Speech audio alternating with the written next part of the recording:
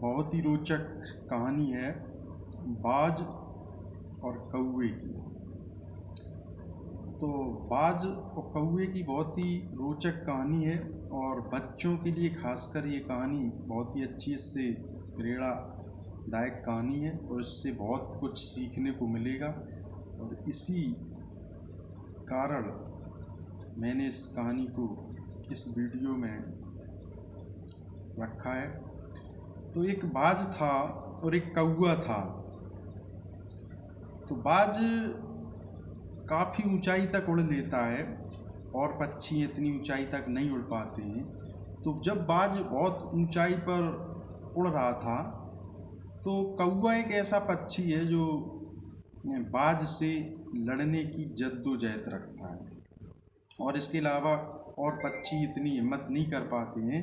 लेकिन जो कौवा है ये बहुत ही चालाक किस्म का होता है और ये बाज से लड़ने की हिम्मत की चेष्टा करता है। तो जब बाज उड़ रहा था तो कौवा उस पर कहीं अपना पंख मार रहा था, कहीं चोंच मार रहा था, कुल मिला के उसको परेशान कर रहा था बाज को। लेकिन बाज ने इस पर कोई ध्यान नहीं दिया।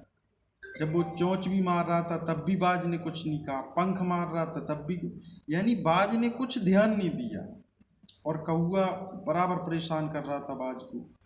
तो जब बाज को परेशान कर रहा था तो बाज ने एक दिमाग लगाया और बाज ने क्या कहा, उससे लड़कर नहीं, उससे लड़े नहीं, और उसने क्या किया और उसने ऊंची उड़ान भरनी शुरू कर दी। जब ऊंची उड़ान भरनी शुरू कर दी तो जब बिल्कुल आकाश की तरफ बराबर वो ऊपर उड़ता गया, तो जब ऊंचाई पे हम जब बढ़ते हैं तो ऑक्सीजन की कमी होती है और कौवे में या और किसी पक्षी में इतनी क्षमता नहीं होती जितनी बाज में उड़ने की क्षमता होती है ऊंचाई तक।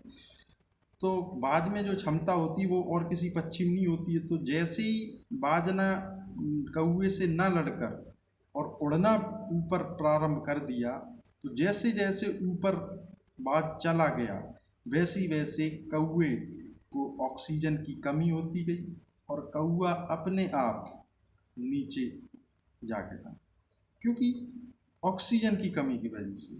जैसे जैसे ऊपर जाएंगे ऑक्सीजन कम होती जाएगी और कौवे को ऑक्सीजन कम मिलती गई और वो अपने आप नीचे गिर गया। तो इस कहानी से ये शिक्षा मिलती है कि बाज ने कौवे से झगड़ा नहीं किया, ना उससे कुछ कहा, ना उससे लड़ा, कोई झगड़ा नहीं, बस उसने एक अपना दिमाग लगाया और ऊपर उड़ना प्रारंभ कर दिया और कौवा अपने आप नीचे उड़ गया। तो यही बच्चों को सीखना चाहिए कि हम, जैसे कई बच्चे होते हैं, जैसे क्लास में कई जैसे 4 बच्चे हैं और वो थोड़े टक्कर के हैं, चारों 19-20 पढ़ाई में 19-20 हैं, कोई 19 है तो कोई पढ़ने में थोड़ा ज़्यादा होशियार है। तो लड़के क्या है कि आपस में उसमें मतभेद होने लगता है, एक दूसरे से चिढ़ने लगते हैं।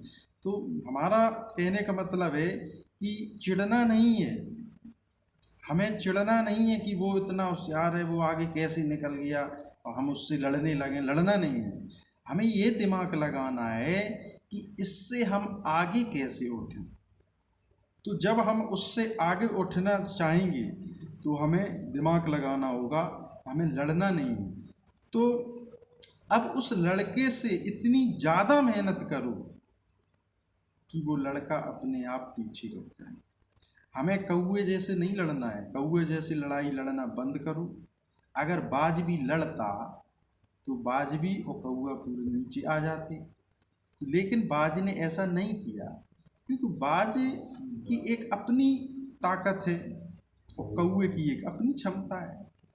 कौवे में इतनी क्षमता नहीं है जितनी बाज में है, लेकिन बाज ने फिर भी कौवे से झगड़ा नहीं किया। बाज चाहता तो उसको झपेटा मार के गिरा देता, लेकिन बाज ने ऐसा नहीं किया। उसने बिल्कुल उसको टच भी नहीं किया और अपने हिसाब से उसने ऊंची उड़ान भरनी शुरू कर दी और कौवा अपने आप नीचे आ गया।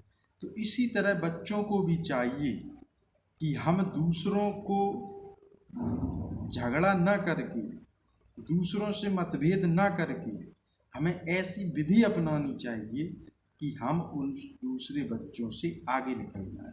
तो बस इस कहानी से यही शिक्षा मिलती है। तो कहने का मतलब है कि हम इतनी मेहनत करें, अन्य बच्चों से इतनी मेहनत करें। अगर वो बच्चा 4 घंटे पढ़ता है तो आप 8 घंटे पढ़िए। तो मैं समझता हूँ जब वो 4 घंटे पढ़ेगा और आप 8 घंटे पढ़ेंगे तो निश्चित रूप से आप उस बालक से आगे निकल जाएंगे। तो इसी कहानी से यही हमें बताना था।